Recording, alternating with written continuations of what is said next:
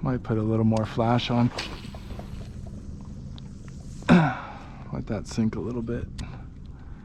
And then kind of yo-yo it a little bit.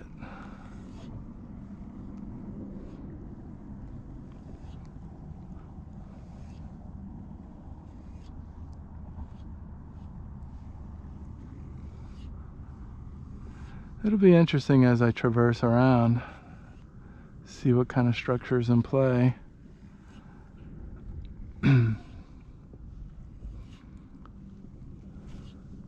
Only one other boater out here. Looks like it's slick glass around the marina. Can see if the crappie are biting. I don't know if I have any small jigs.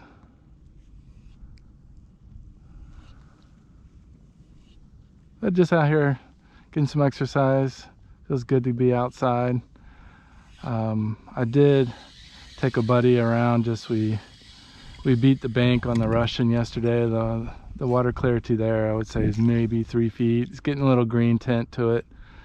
He was fishing with roe, and I was just fishing traditional jerk baits. I did throw a spoon a little bit, threw a little rooster tail with some color on it, just to see if I could pick up anything. I didn't even get a bump, and all he was doing was picking up a ton of really small squawfish. I think the biggest squaw maybe went a pound, but it was consistent. So we were just fishing some flats with some gravel right off a riff, and yeah, the squaws were in abundant. I think within maybe a couple hours he had 7 or 8 squawfish. Moved around a little bit, found some seams, and still just squawfish. So that was up in here in the Hillsburg area. I know below the bridge on Memorial Beach there's been a lot of guys with some floating flies and also drifting roe, and I've heard they're sitting on fish. I haven't confirmed any catches, but I heard they are catching some nice chromes there.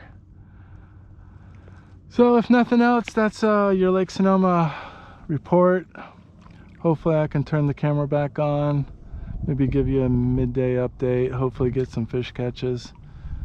But it's crazy. I mean, I don't think they've moved the buoys. I think they're cemented, and that buoy's so far away. It's probably sitting in 80 feet of water, and I'm in 22 right here.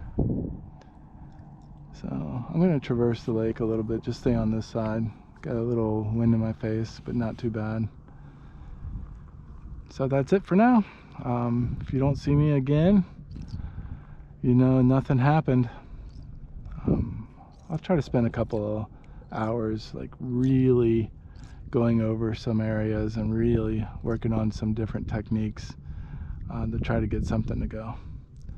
So until then, all right, riverfront. As you can see, ultra stained over here too, but a ton more water, ton more acreage. Lots and lots of submerged cover, but not worth putting in. Most of the trails leading down to the take in and take out areas are just slimed up and muddy.